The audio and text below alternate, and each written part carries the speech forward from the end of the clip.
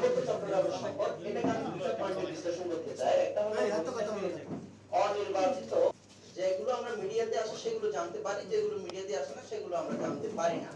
আর বর্তমান সময়ে এই নিরাপত্তা সংকট কতটুকু প্রফেসর ইউনূস সরকারের অন্তর্বর্তীকালীন সরকারের আমলে আমরা যখন ইউনূস স্যারকে রোহিঙ্গাদের এরিয়ায় মাথায় টুপি দিয়ে জাতু গ্রহণ করতে তারা সরকারের কাছে আহ্বান জানায়, এরপরে এনজিওদের দৌরাত্ম্য রোধে সেখানে আমরা পার্বত্য চট্টগ্রামে এই যে এনজিওর যে ব্যবসাটা আমরা এই যে পার্বত্য চট্টগ্রামের স্থানীয়রা তারা এগুলো চায়, এরপরে পাহাড়ের বিশৃঙ্খলা ঠেকাতে যে গ্রুপগুলো কাজ করছে, একটা হলো সন্তুল আলমার অ্যাকশন হবে, তাদের নির্বাচন ইশতেহারের জন্য এগুলো থাকে, এই বিষয়ে তারা দেখতে চায় নির্বাচন দুর্বলতা। আর আমাদের কোন পয়েন্টের দুর্বলতা, আমাদের গোপন দুর্বলতাগুলো কি কি সেগুলো ফাইন্ড আউট করে একেবারে রুমের মধ্যে তালা দিয়ে ওই রুমের মধ্যে আলোচনা করে সকল রাজনৈতিক দল, তারপরে সকল, এরপরে কূটনৈতিক চাপ প্রতিনিয়ত অব্যাহত রাখতে হবে।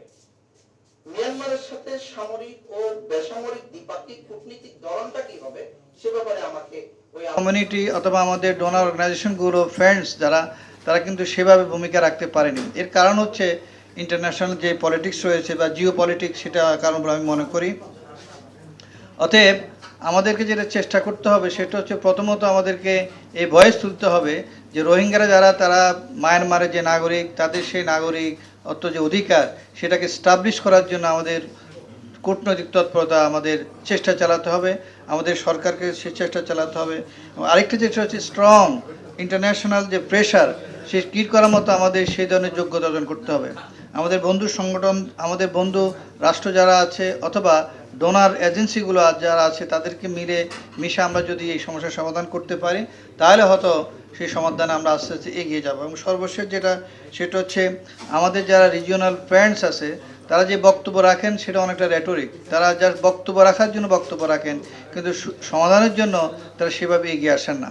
যেহেতু সময় কম, আমি যেটা মনে করি যে আমাদের আগামী দিনের যে নির্বাচন হচ্ছে 12 তারিখে, সেই নির্বাচনে যে সরকার আসবে, সেই সরকারের অনেক ভূমিকা রয়েছে, গুরুত্বপূর্ণ ভূমিকা পালন করতে হবে আমাদের রোহিঙ্গার সমস্যা সমাধানের জন্য। তার কারণ আমাদের জাতীয় নিরাপত্তা এটার সাথে জড়িত। সেই জন্য রাজনৈতিক দলগুলোকে আমরা আহ্বান জানাবো যে রোহিঙ্গা ইস্যুতে তাদের সুস্পষ্ট বক্তব্য দেওয়া, এবং তারা যদি ক্ষমতায় যেতে চান তাহলে কিভাবে তারা এই সমস্যার সমাধান করবেন সেভাবে সুস্পষ্ট বক্তব্য উপস্থাপন করবেন। এবং সেই হিসাবে আমরা মনে করি জুলাই পরবর্তী যেই আমাদের পরিবেশ, জুলাই পরবর্তী যে আমাদের অ্যাসপিরেশন, সেটাকে ধারণ করে রাজনৈতিক দলগুলো তাদের যে নির্বাচনী ইশতেহারে সকল সমস্যার সাথে সাথে আমাদের অন্যতম যে একটা সিকিউরিটি প্রবলেম, যে রোহিঙ্গা ইস্যু, সেই ব্যাপারেও তারা তাদের বক্তব্য উপস্থাপন করবেন এবং সমস্যার সমাধানে তারা প্রেসক্রিপশন জাতিকে জানাবেন।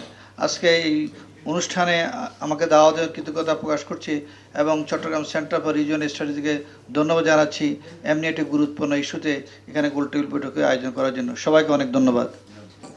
যদি আমরা মনে করি যে একই ধরনের কুশাসনের জায়গায় নতুন দল বা নতুন নেতৃত্বের নামে আরেকটি কুশাসন আসবে, তাহলে শুধু জাতীয় নিরাপত্তা বা রোহিঙ্গা ইস্যু নয়, বাংলাদেশের গণতন্ত্র ঐতিহাসিক বিপর্যয়ের সম্মুখীন হবে। অতএব সামনের এই নির্বাচন বাংলাদেশের গণতন্ত্রের জন্য যেরকম একটা এসিড টেস্ট, তেমনিভাবে বাংলাদেশের নিরাপত্তা, বাংলাদেশের স্থিতিশীলতা, বাংলাদেশকে দক্ষিণ এশিয়া এবং পৃথিবীর বুকে শক্তিশালীভাবে অগ্রসর নেওয়ার মতো একটি রাজনৈতিক অঙ্গীকার খুবই জরুরি। আমরা আজকের এই সেমিনার থেকে, আজকের এই গোলটেবিল থেকে, আলোচনা থেকে সুপারিশ করছি যে আমাদের রাজনৈতিক দলগুলো অতীতের যেই হীনমন্যতা, হিংসা, হানাহানি, দেশ বিদ্বেষ থেকে বেরিয়ে এসে তারা জাতীয় স্বার্থের জায়গাগুলোতে ঐক্যবদ্ধভাবে হাতে হাত ধরে জাতীয় নিরাপত্তা এবং ন্যাশনাল ইন্টারেস্টে কাজ করবেন। আমাদের আলোচনার এই পর্যায়ে আমি অনুরোধ করছি জনাব মুসলিউদ্দিন খান জুয়েলকে, তিনি এনসিপির প্রতিনিধিত্ব করছেন। পদ্ম সম্পদ সত্ত্বেও আমরা সেদিন বিশ্ব মানবতার অনন্য দৃষ্টান্ত স্থাপন করেছিলাম। কিন্তু রোহিঙ্গা সংকট এখন আর কেবল একটি মানবিক সমস্যা নয়, এটি বর্তমান আমাদের জাতীয় নিরাপত্তা, অর্থনীতি, সমাজ কাঠামো এবং পরিবেশের জন্য এক প্রকাণ্ড চ্যালেঞ্জ হয়ে দাঁড়িয়েছে। আমাদের কক্সবাজার ও পার্বত্য অঞ্চল আজ মাদক চোরাচালান, মানব পাচার এবং সশস্ত্র গোষ্ঠীগুলোর অপতৎপরতার শিকারে পরিণত হচ্ছে। আমাদের বনাঞ্চল উজাড় হচ্ছে, আর স্থানীয় সমবাজার ও সামাজিক স্থিতিশীলতা হুমকির মুখে পড়েছে।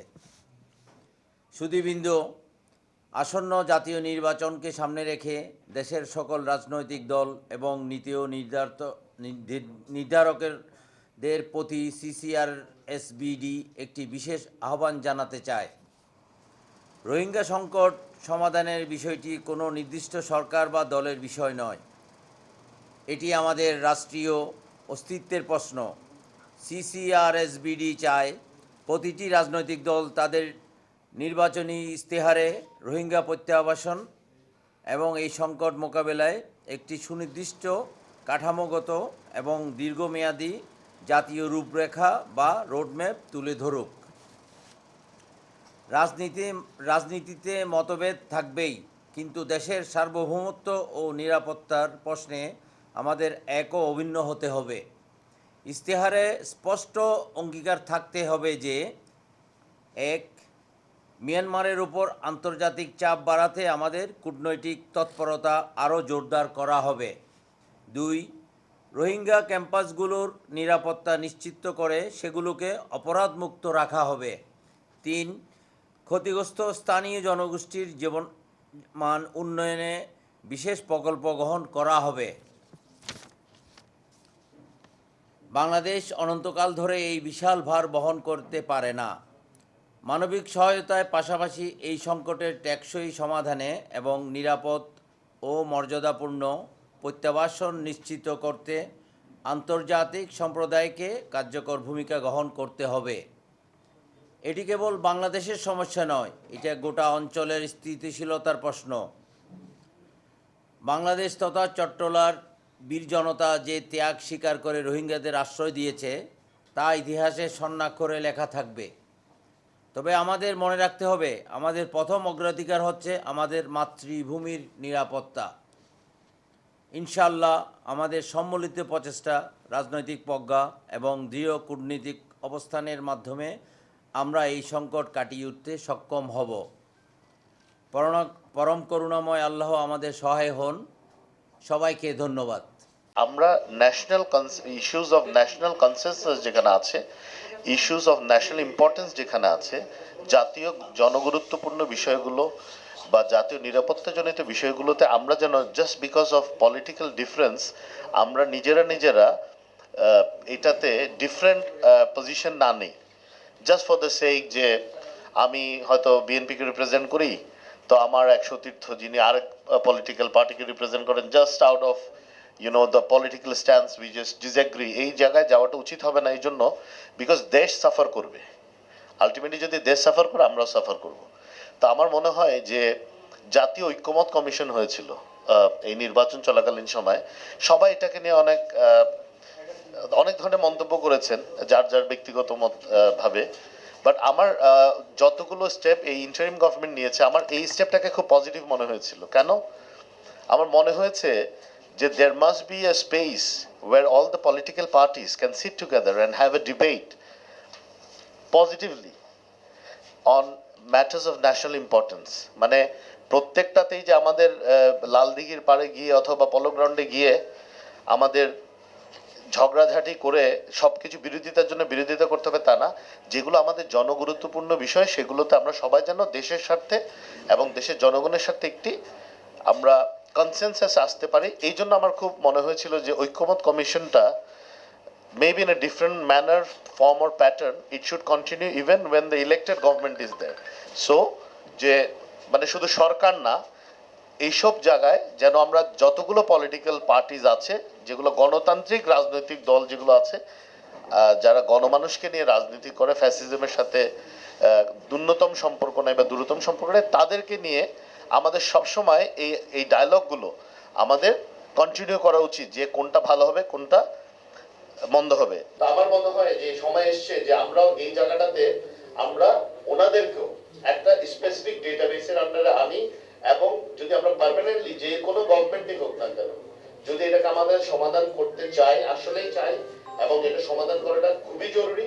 আমাদের অবশ্যই এই দৃশ্যমান যে পক্ষ আছে যেটা মায়ানমার, তার পিছনের যে পার্টি আছে তার সাথে অবশ্যই আমাদের অ্যাক্রস দ্য টেবিল বসে 3 পক্ষ 4 পক্ষ যাই যতগুলো পক্ষ এখানে আছে সবাই একসাথে বসে একটি এটাকে আমি কি বলতে পারি যে বাস্তবসম্মত একটি সমাধানে আমাদের আসতে হবে। কারণ বাংলাদেশ কিন্তু সিকিউরিটি হ্যাজার্ডে পড়ে গেছে এবং আরো বেশি পড়বে। কারণ আমাদের যেই বর্ডারটা আছে with Myanmar in terms of Rohingya influx যেখান দিয়ে হয়, it is not secured at all. এখানে কিন্তু অনেকগুলো ইনসিডেন্ট হয়েছে আমরা দেখেছি, এবং এইটা যদি আমরা এখন কোনো কার্যকর ব্যবস্থা না নেই, এটা কিন্তু ভবিষ্যতে আরো মানে প্রকট আকার ধারণ করবে এবং এটা আমাদের জন্য আরো বড় হেডেক হবে।